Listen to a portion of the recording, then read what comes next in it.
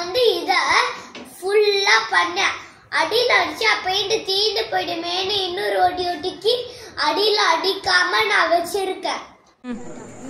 அம்மா கொஞ்சம் பேப்பர் கொஞ்சம் லூஸ்னால இந்த மாதிரி பெரிய ஓட்டை 2 சின்ன ஓட்டெல்லாம் வந்திருக்கு. இல்லன்னா அப்படி ஆகாது அந்த பாட்டில் மாதிரி. Okay okay. அதனாலதான் ஃபுல்லா அடிக்க முடியல.